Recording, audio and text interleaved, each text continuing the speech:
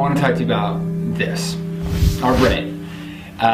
It's something that we all have, performing at different capacities, I'm sure, but still, we all have one, and it was given to us for free just for being born, and it's the powerhouse of our bodies. Without it, of course, we just drop dead, because you can't function without it. So it's the most valuable thing that each of us possess.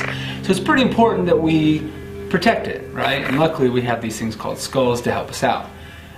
Sometimes we challenge those skulls and do things that kind of hurt our brains, like this. And this. This one's the worst. Oh! I don't even know what he's thinking. And sometimes we just make stupid decisions with those brains, and you know, this guy, luckily this guy's wearing a helmet, so. But what are some other things that might hurt our brains? Obviously we've got alcohol, we've got drugs, and we've got, you know, big metal balls with spikes on the end of them, but I want to talk about a new drug. The thing is, pornography is not all that new. It's been around since the beginning. So why are we calling it a new drug? Well, that's because scientists are just now, over the last decade, beginning to understand what pornography really does, how it affects our brains, and psychologists are understanding how it affects our behaviors, and sociologists, our society. And so we're just beginning to understand that it can be just as addictive as drugs, as hard drugs. And we'll explain how, because I know that there's some skeptical eyes out there kind of thinking, wait a second, drugs? Really? I don't sniff it, I don't inhale it, I don't inject it. How is pornography like a drug?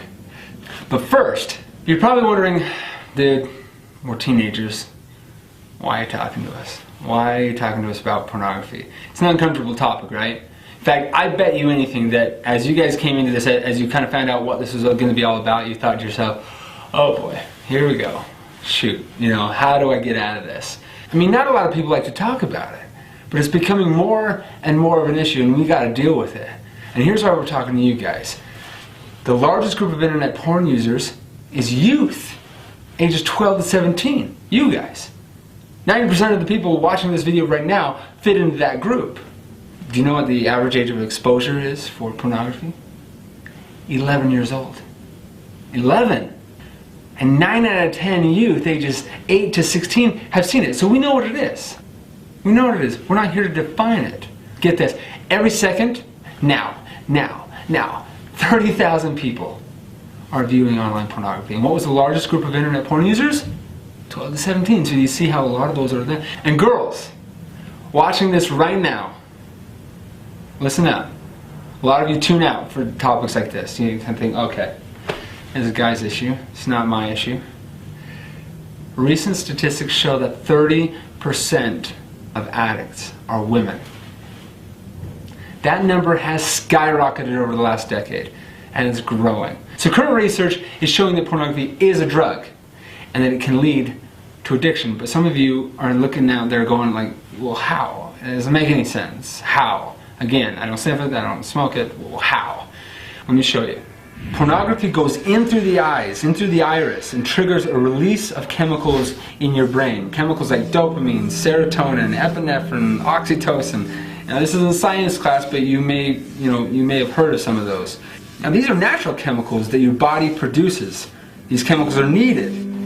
When you do drugs, hard drugs, or look at pornographic material, your brain is overloaded with these chemicals. After you keep looking at porn, your brain gets used to those high amounts and builds up a tolerance. Those same images that once gave you a rush don't have the same effect anymore. In order to get that same rush, it not only takes more of it, but it also takes a more hardcore version of it. Your brain becomes dependent on that rush of chemicals and literally rewires itself to think that that's normal, and so you cannot function without it. That is addiction. The same process happens with cocaine and heroin. They can't stop.